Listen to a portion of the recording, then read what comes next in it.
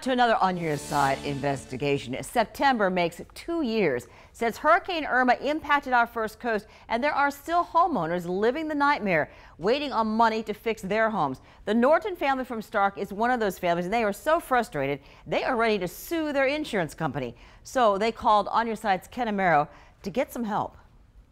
Irma is no longer in the headlines, but the problems are still with us. In this home, the property owners have been fighting for nearly 2 years to be able to move back in. Hurricane Irma ripped the roof off of Max Norton's home.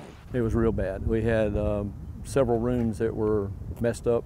Norton thought American Integrity Insurance would pay to repair his home, but he says it's been a nightmare instead. Well, we have mold now, which was created because of all the water that came in from the roof. And so because of that, the insurance company is not paying. And Norton says he had to borrow $25,000 from the Small Business Administration. He is still waiting on American Integrity to settle his claim. Where's my mask?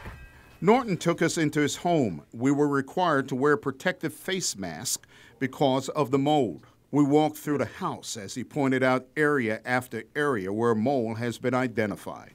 And this is where we started rebuilding, all back here, but then everything had to stop. He and his wife have refused to move back into their home. The whole house now needs to be gutted because of the mold issue. And they're now living in a travel trailer. And it's all storm related? Yes, sir. Hurricane Irma. Norton reached out to On Your Side because he says he's tired of living the nightmare. They're just sitting on their hands, Ken. They're not doing anything for us. After 19 months, they're ready to go home. We just need our house fixed. On Your Side contacted the Department of Financial Services, which is now reaching out to the Norton family. The family has now hired Morgan & Morgan to fight their issue because they feel their insurance company has not been fair with them.